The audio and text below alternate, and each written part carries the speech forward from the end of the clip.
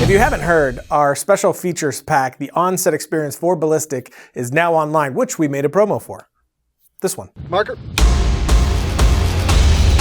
I recently made and released my most ambitious short film to date, Ballistic, complete with big stunts, practical effects, big action sequences, intense dramatic performances, and visual effects. And now I've put together a pack that brings you on set for all 7 days of production on our film. With over 5 hours of on-set footage, I wanted to give you a look behind the curtain to feel and learn what it's like to be on a big set like this. But there's a lot more to the pack than just that. There's a whole director's commentary where I rewind and pause the film as we watch together to dive into the whys and hows of directing. A VFX breakdown, an audio breakdown that shows you a few scenes with just Foley, then sound effects, then just dialogue, music, and the final mix to give you a closer look at what goes into layering great sound. Then we have a trip to the FX house that made our fake body that we blew up in the film, the shooting script, and all 3 digital copies of our posters. The idea and hope behind this pack is to bring you info that you would usually only be able to get by being on set for a larger project like this. So jump over to our store, grab the pack, and take a closer look at directing, stunts, cinematography, and more.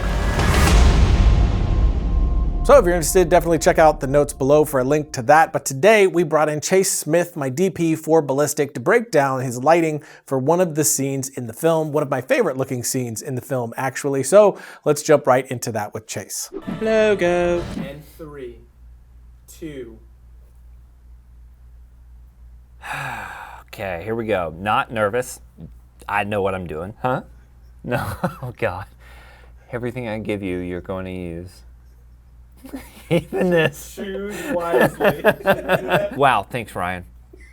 All right, so starting in the basement, the biggest thing to first deal with was just all the daylight pouring into the basement. It was unfinished, so we started immediately with blacking out and tinting everything, just so we could start with a dark space inside to begin lighting. So we'll go ahead and jump inside. And you see immediately, the first thing we did, we actually had our art department bring in a few practicals here, which were really helpful to our scene. Not only did they make it feel kind of lived in already, like it existed since we got down here, but it really gave us something to start working off of in the room. They worked really well, and we were able to kind of really place them where we felt they were best. So that was really helpful to really like get our scene moving and really base everything kind of off of that. So we'll go ahead and move on to this one. The next thing that I did was actually, I knew from the very beginning I wanted this kind of green vibe to kind of be pouring into these spaces, and not necessarily like really heavy all the time, but just like these little tinges of green throughout. So you can see here I have this Kino Select that we have set to this pale green color. It's one of the filters in there. And with that in conjunction of the white balance that's set on my camera and the other color temperatures, it just kind of started to do what I was looking for it to do. No rhyme or reason, it just happened to be one of those things on the day. We got to that setting and it was just working for me. So really this light right here, you'll see pretty much in every scene through the interiors that we did. So this is really the first look we have when we get into the basement here. Immediately you can see, here's our practical here, just right here on this wall, which is giving us a nice look here on Sam. We also have this light here, which is more of a tungsten light. There's an interesting story to this because we were actually getting ready to roll and we realized right when we saw stand-ins that we needed something in that hall and we needed it fast.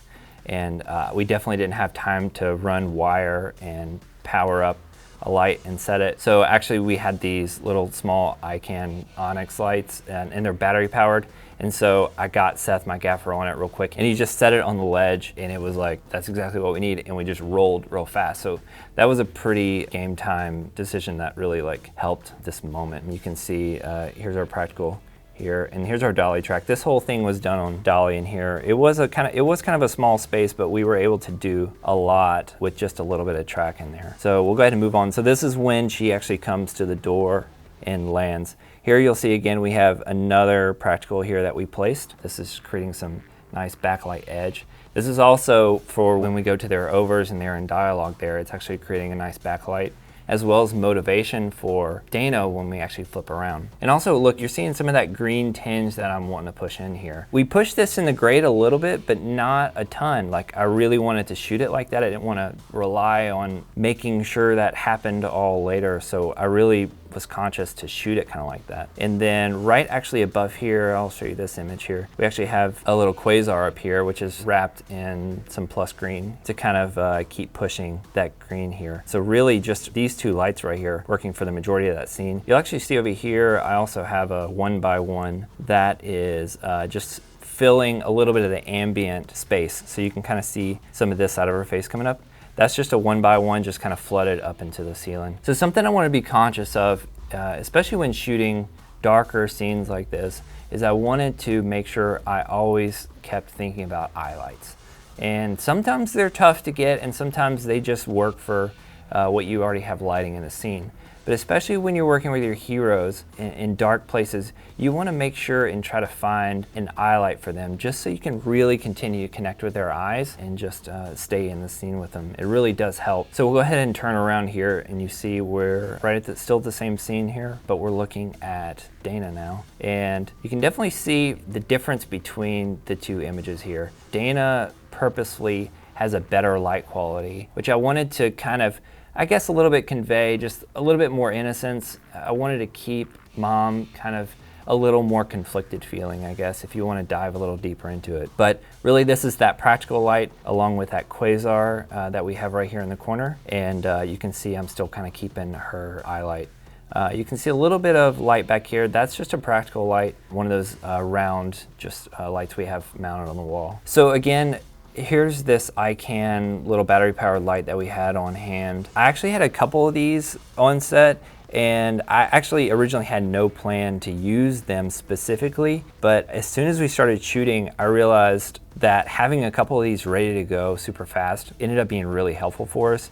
We were able to just throw them in places really quick. We didn't have to wire them up, and I was able to solve problems with them. If somebody's side was just needed to be brought up a little bit, I could throw that in real fast. We didn't have to deal with big lights, but they were always ready to go to create eye lights, to fill, to edge sides, or anything like that. You can also see here in this photo, I actually used one of those with a little bit of gel on it when the teddy bear drops. I just walked that right in. Super small lighting change, try to be as fast as possible. They were really versatile. I highly recommend having a light fixture like this that's small, even battery powered is a huge plus. That you can move around real fast to solve little problems that you have while you're shooting. All right, so here's where we come back from a flashback. Mom has left, gone back upstairs. We're with Dana now in the basement. Pretty much the same setup here. I think I probably moved that 1x1 in a little closer, and I actually think I moved that green Kino actually on the other side. I didn't really plan on doing that. It was just one of those things when you saw it, you realize like, I think I should move this to the other side and kind of make a few of those adjustments. So on this shot, this was actually a VFX shot. We had a green screen placed out here. It was a little bit difficult because we are underground a bit, so actually the ground is just about right here, right under this window here. So we didn't have a ton of room to work with. We actually had to tent the window here and kind of jam a small green screen with some lights in there somehow. Seth did a really good job of making good use of this space because it wasn't super easy. It was one of those things you just got to figure out on the day, which ended up working pretty good, and we got it pretty fast. All right, so that about wraps it up looking at those scenes. I hope you learned something. I definitely learned a lot in this shoot and would be happy to share anything that I learned with you. If you have more questions, feel free to hit me up. But yeah, that's it. So thanks for watching, guys. Domain.com has all your website needs, including a .com and .net domain names and intuitive website builders to take the first steps in creating an identity online. Domain.com is affordable, reliable, and has the tools that you need to build a new website so you can start sharing your ideas with the world. No domain extension is going to help you tell your story like a .com or .net domain name, and if you want to brand yourself online, Domain.com has over 300 domain name extensions to fit your needs from .club to .space. Of course, they're giving you 15% off their already affordable prices when you get domain names, web hosting, and email. Just use the coupon code FilmRiot at Domain.com's checkout, and when you think domain names, think Domain.com. Logo. So that's it for today. Big thank you to Chase, and if you want more BTS goodness, make sure you check out the pack and the link below, and I'll see you next week when a crazy dude locks me in a padded room because he just loves me that much.